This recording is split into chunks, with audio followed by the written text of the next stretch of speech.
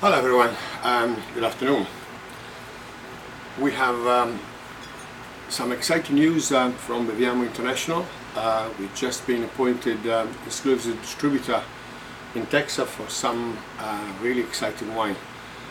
The wines actually are very close to me because they're coming from my area where I was born, which is Verona. For everyone who knows about Italian wine, Verona has one of the most interesting very antique, very variety that are being known all over the world, and this is not by far to be just sniffed at. It's the Valpolicella. It's the Valpolicella area, which is about 20 minutes west-north of Verona. There's a beautiful countryside, the real geographical region called Valpolicella. Valpolicella is kind of divided into 5 valleys, they call it.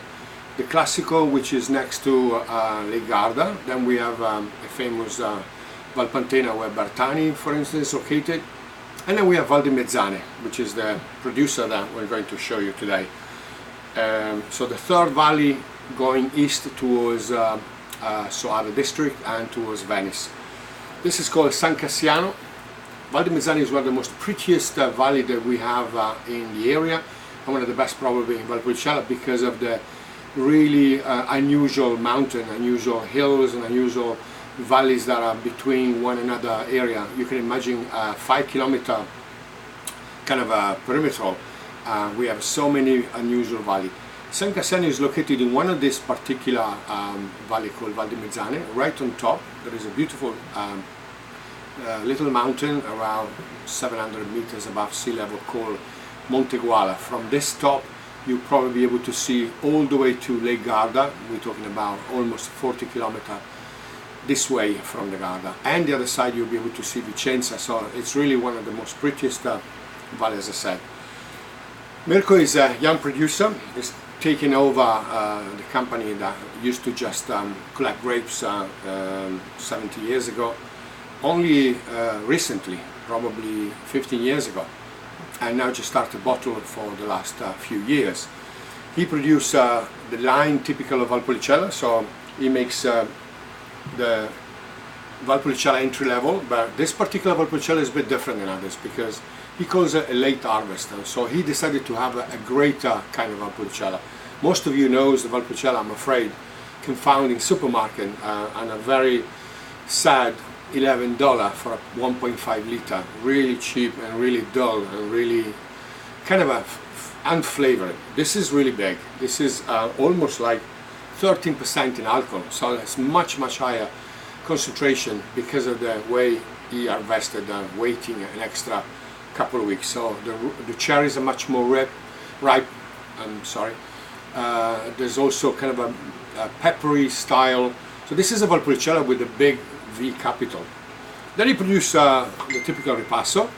The ripasso, as you probably know, is the original style that's been created after the use of the Amarone, which I'm going to explain in a minute.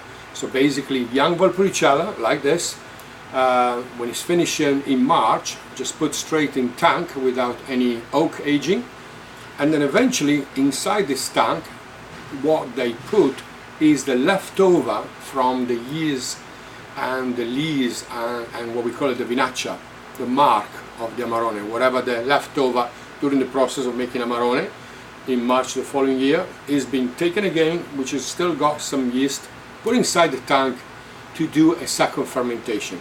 That's why it's called ripasso, like repast when you repass your book if you go to school and you need to study it again. So something done twice. What happened to this particular ripasso?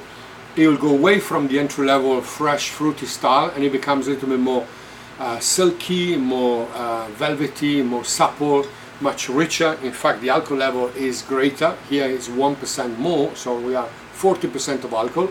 But it's also smooth because he has done a bit of a oaking, aging with French and American oak, 500 liter, to allow the tannins to smooth down.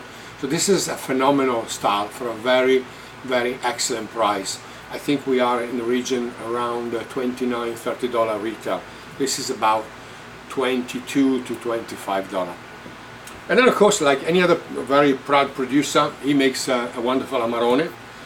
What I like about San Cassiano, not only because he's a great friend of mine and he lives in my city where I was born, Mirko really has managed to do something unusual about his Amarone. Something I'm going to say now, it might sound kind of a straight, ruthless in the way everybody speaks. There's a many Amarone in this country, in America, and what they tend to do is to create a style which is suitable for kind of an ignorant American consumer, meaning what they like. They like alcohol, they like sweet, they like juice, they like soft, they like something like a candy, like a sugary style. And I'm afraid there are a lot to this wine, especially on the very bottom price, because when you don't have much money, you're still looking for something that you're going to enjoy. So a lot of these particular wines, especially Amarone, on a cheaper level, they have been specifically designed for the American palate, meaning somebody that is not able to recognize any kind of a freshness, any kind of a connoisseur behavior like normal people would like to do. This one is different. This one really is what Mirko wants. It's spicy. It's got a really earthiness character. So instead of being just raising sweet edge towards the end, because Amarone, that's what it is, doing the typical dry process that makes Amarone the unique wine in the world. As I said, the only wine, actually only one of two in Italy, that they use dry grapes, completely dry for about 3 months, allowing the left end product to be kind of on an edge of a raising character. But instead of being only that, Mirko decided also to allow a little bit extra fruit. So that means bringing less timing on the drying process and allowing the Amarone to still have a bit of an edge of a fresh fruit character, which makes the Amarone, instead of being just a big bulk, really heavy, bold wine, also kind of a fresher. In fact, his Amarone level, alcohol level, is not as 17 as most of the Amarone they tend to be in America. It's still very high, but it's not as high as it's supposed to be.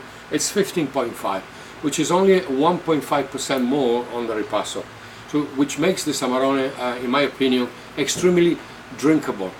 So it goes away from the typical meditation wine that it was all typical style and nickname been given for about 40 years. Wine to the end of a meal, wine to meditate, wine that you can do anything but drinking at the end of a meal.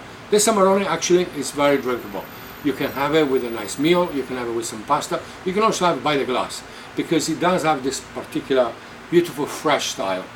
So this is basically it for a little presentation. I hope you guys are going to learn a bit more about this particular wine, and we're hoping that in Houston we're going to be able to show around to everyone. And have a great day.